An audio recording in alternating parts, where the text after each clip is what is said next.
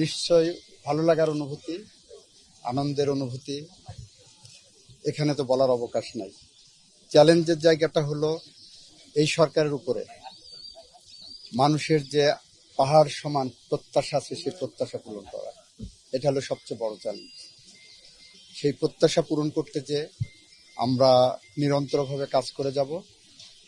আমাদের কাজের মধ্যে কোনো গাফিলতি থাকবে না।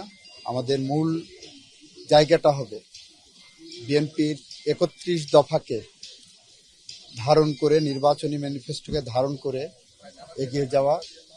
আমাদের মূল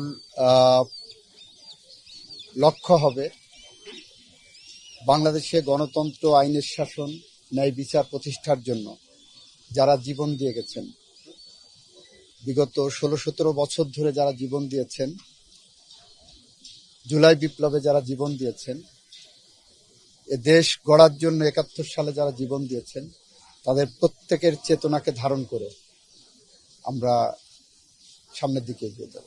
আমরা মানবতা বিরোধী অপরাধের যে বিষয়, আইন তার নিজস্ব গতিতে চলবে। আইন তার নিজস্ব গতিতে চলবে, আমরা সেভাবেই দেখব। তবে আইনের যদি কোনো অপব্যবহার হয়ে থাকে সেটাও আমরা দেখব। দ্বিতীয়ত হলো, আমরা যে শপথ নেইনি, কেন নেওয়া হয়নি সেটা দলীয়ভাবে দলীয় মুখপাত্র গতকাল ব্যাখ্যা করে দিয়েছেন। নতুন করে এখানে আমার বলার কিছু নাই।